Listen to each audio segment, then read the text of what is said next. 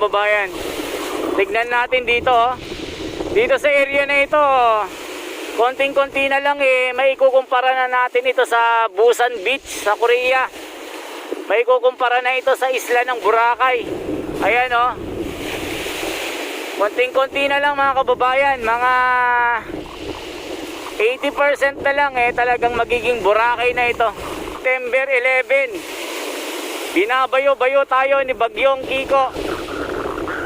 Talagang lumalaban po ng lumalaban ng Dolomite, kumakapit ng kumakapit. Kaya bigo pa rin yung mga media na sabihing wash out ang Dolomite.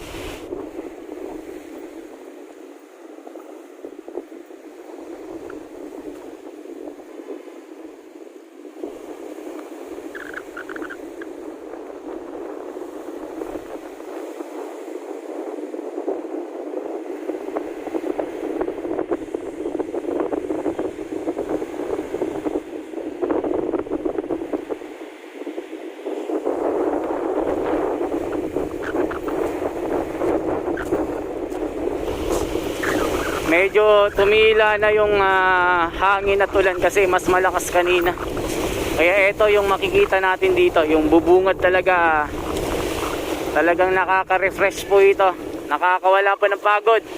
Pagka makikita nyo na malinis ang Manila Bay, makikita mo na malinis ang Pilipinas. Yung hindi ba dugyot. Kita nyo dito oh. Ang linis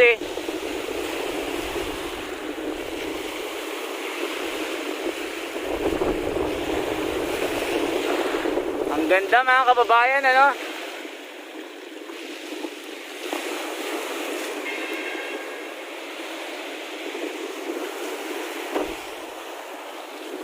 Ayan, no?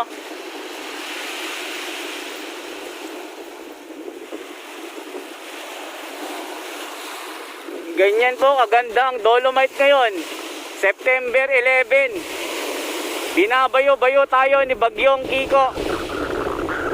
Talagang lumalaban po ng lumalaban ng Dolomite, kumakapit ng kumakapit. Kaya bigo pa rin yung mga media na sabihing wash out ang Dolomite.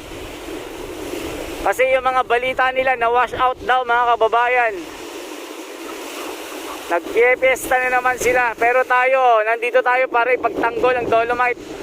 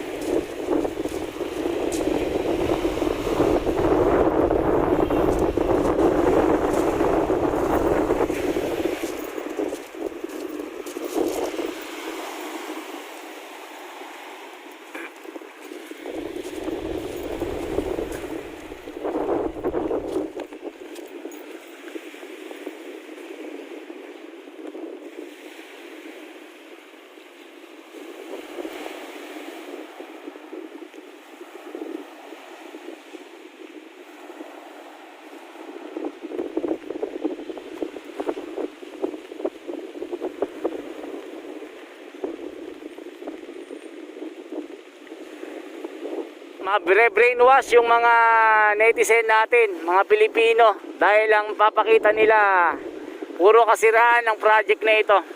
Ito na, lumalakas ulit mga kababayan. Makikita nyo talagang binabayo ng ulan. Malakas na akala mo ray gun ni Kikong Matchong.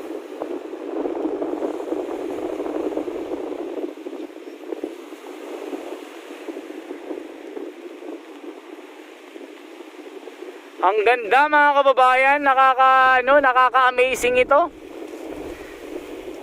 Dati talagang puro tae dito. Ang baho-baho dati dito mga kababayan, puro tae. Ngayon, wala na. Hindi mo na maamoy.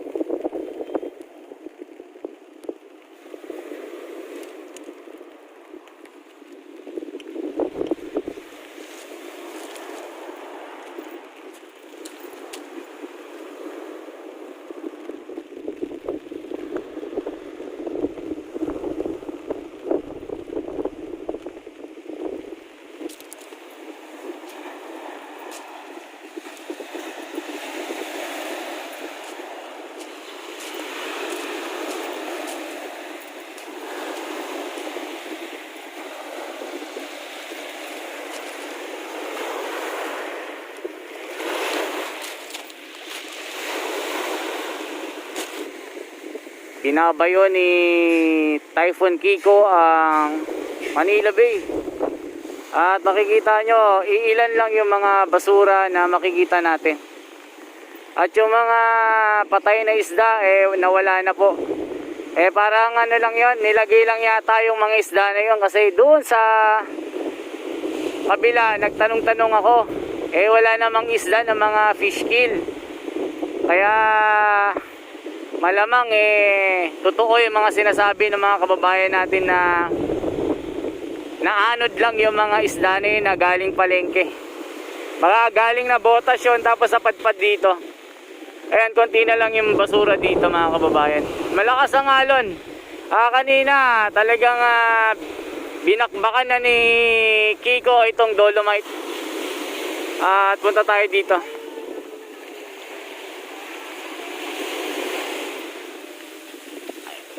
Ayan mga kababayan, talagang hinahabol tayo ng alon.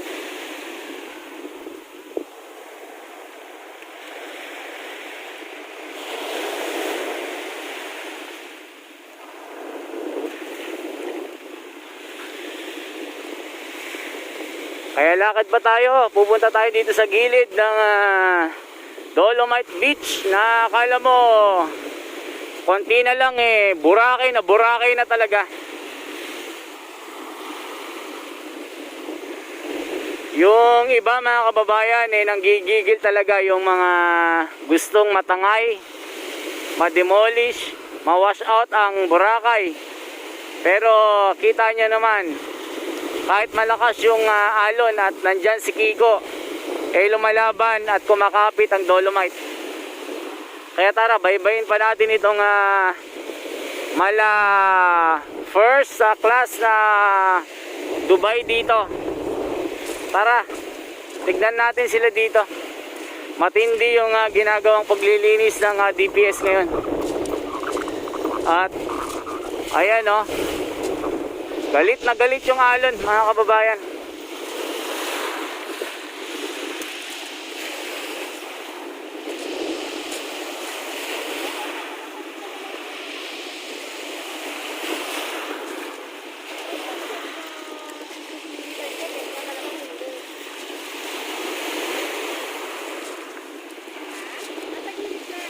Ayan, ganyan po talaga yung pag-maintain ng nourishment ng Dolomite dito sa Manila Bay. Talagang araw-araw po mapabagyo, mapawala, mapatag-araw, tag-ulan, mapatigbaha. Nandito yung mga naglilinis.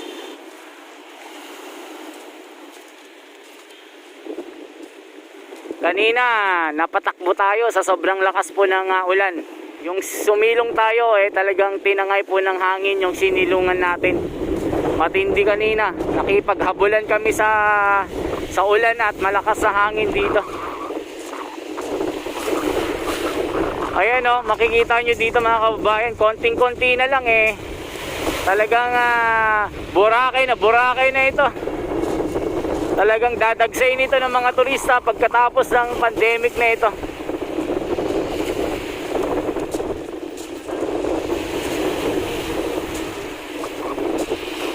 Ayan mga kababayan, tignan natin dito oh.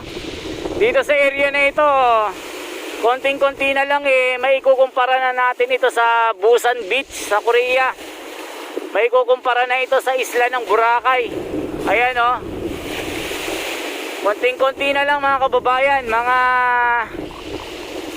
80% na lang eh, talagang magiging Boracay na ito. Kaya itong bagyo na ito, si Kiko, nako, hindi niya kaya ang Dolomite.